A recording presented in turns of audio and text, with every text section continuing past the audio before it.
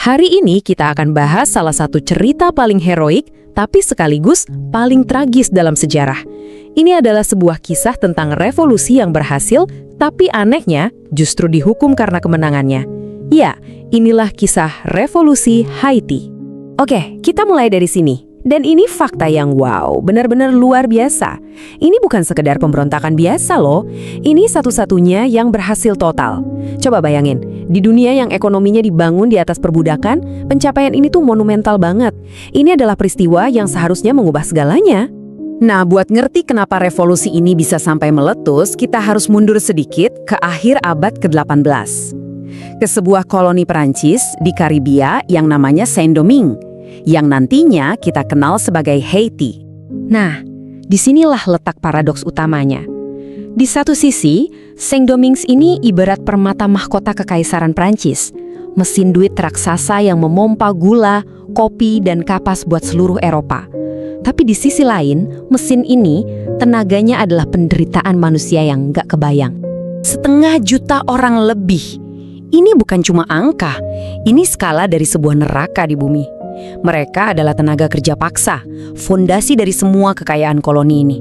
Jumlah mereka jauh lebih banyak dari gabungan penjajah kulit putih dan kaum kulit berwarna yang merdeka. Kesenjangan demografis ini pada dasarnya adalah bom waktu.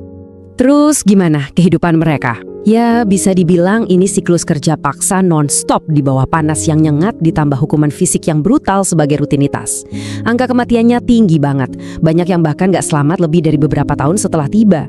Ini adalah kondisi yang membuat pemberontakan bukan lagi sebuah kemungkinan, tapi sebuah keniscayaan. Dan ya, dari neraka inilah lahir sebuah perjuangan yang saat itu dianggap mustahil sama seluruh dunia. Api pemberontakan pun mulai menyala. Yang bikin ironis, percikan apinya itu datang dari penjajahnya sendiri loh. Gema revolusi Prancis dengan semboyan agungnya, kebebasan, kesetaraan, persaudaraan, berlayar menyeberangi Atlantik dan menanamkan benih-benih harapan. Tapi pertanyaannya, kebebasan ini buat siapa sih? Tentu saja, para revolusioner di Paris nggak mikirin para budak kulit hitam. Bahkan ketika kaum kulit berwarna yang merdeka menuntut hak yang sama, mereka ditolak. Jelas banget kalau ide-ide mulia ini punya batasan warna kulit.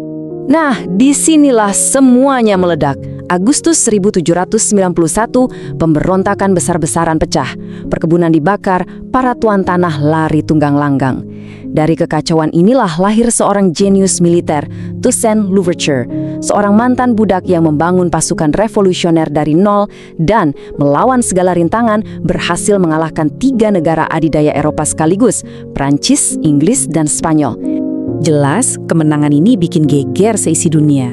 Di Prancis, Napoleon Bonaparte, wah marah besar dia.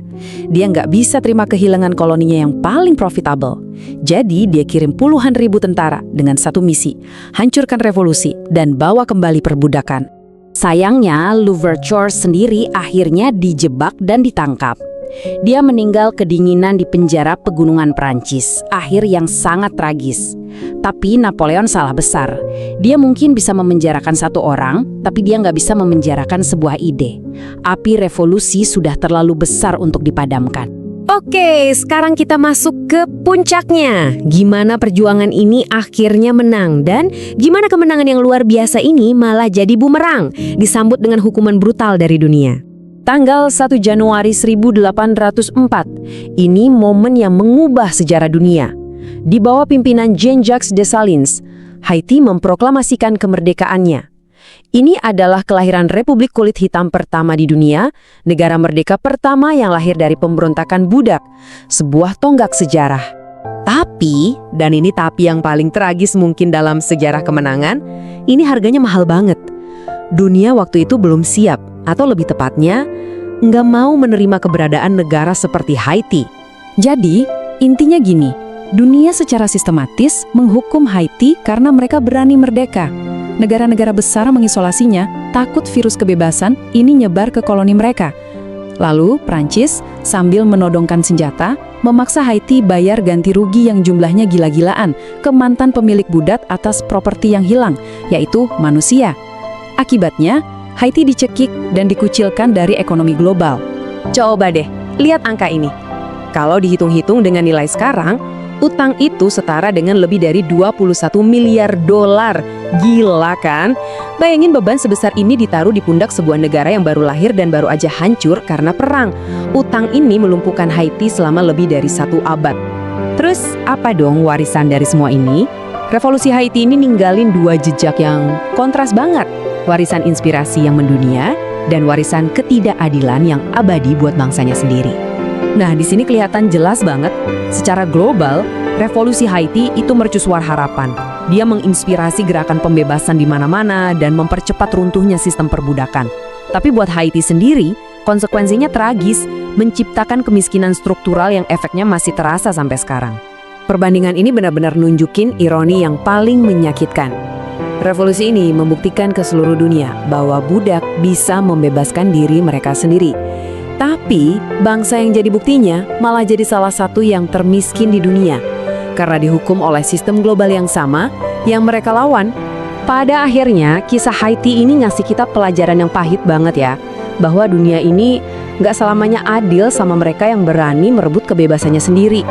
Ini adalah pengingat abadi tentang keberanian, pengorbanan, dan ketidakadilan sebuah sistem yang gaungnya masih terasa sampai hari ini.